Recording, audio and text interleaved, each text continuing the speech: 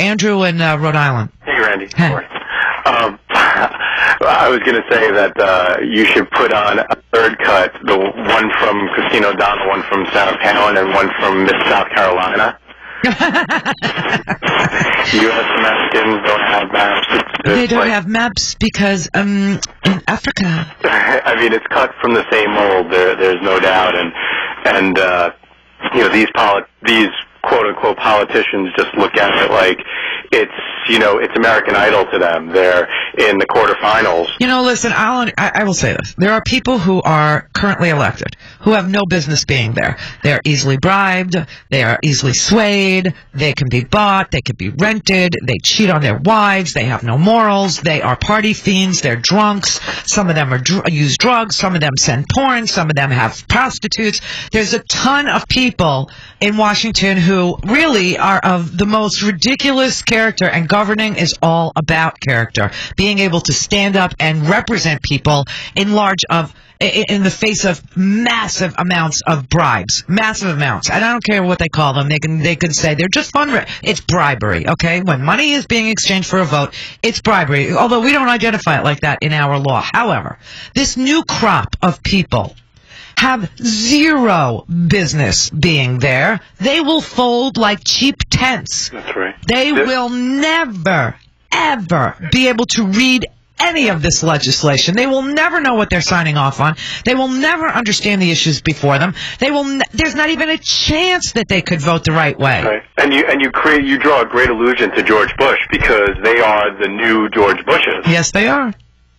Yes, they are. The stupider, the better. America has become, I don't know, so skeptical of everything, and so leery of any big institution, and so critical of its own government, because, you know, you had 9 years. I mean, look, the House has belonged to Republicans since 1994. There are people listening to this show whose children have never, ever lived in a democratically run country until January 2009. That's right. Okay, they have never, ever had their children in a school where they weren't taught to a test. They have never, ever had a state that was, not foreclosing left and right on everybody. Their children have never seen America. They've seen a third world country their entire lives. I'm one of those. I mean, my kids will never see the world. You know, when I was a kid, I was the huge debater at Model Congress, and, you know, I was debating my friends who were Republicans who were talking about cap and trade being a great idea.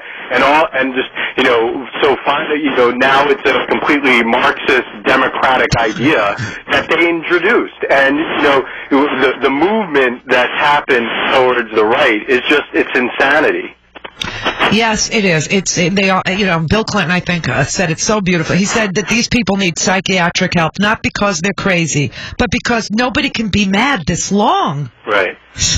Yeah, I mean, the world has changed, and, you know, the media, you know, it has a large part in this, because they're going to make everything a horse race. Yeah. Everything's going to be close. But remember, they're not talking issues. They're just calling names. That's all they're doing. Every day it's name calling. Right. Every single day. There's no solutions on the table. There's no proposal on the table. Because they cannot sell you chili. They can't say, we're going to do what we did in Mexico. We're going to do what we did in Chile. We're going to do what we did in Peru. We're going to make you compete for the lowest possible substandard wage, and you're going to love it. Right. They can't sell their agenda. Right. I mean, thank you. If you look at what the agenda is and you listen to the words are the same words that they used when they were tanking Latin America all through the 80s. Same exact words. Marxist, privatization of government services, drastic reductions in spending,